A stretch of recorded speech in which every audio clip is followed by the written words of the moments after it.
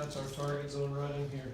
Okay. So this is your radial head right here, and this is the common extensor tendon coming in, and there's a black zone right there, right where the bone attaches. Okay. See, there's kind of, area up here looks like it's nice and linear tissue, nice and striated, looks good, but when you come up to that radial head, right where it attaches, that's our target zone. Okay. Just go in and out of the tendon tissue, just in and out.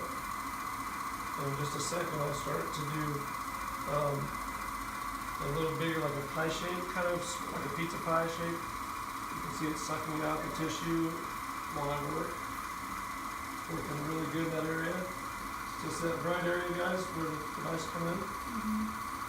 Looks perfect. No pain? No. Very good. How deep are you through the skin on that, Chad? I'm right on the bone. I'm right on the radial head.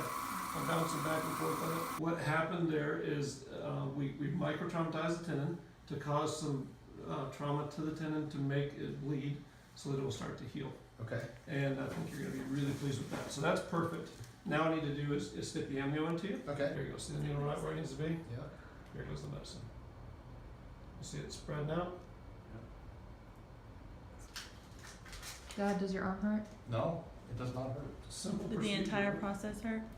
No. Okay. Well, like I say, we do this in the OR all the time. I did 5 of them yesterday, or 3 of them yesterday. It was great. He's been talking about this for weeks. We've been talking about him for weeks. Yes, we I have. was in love with this guy.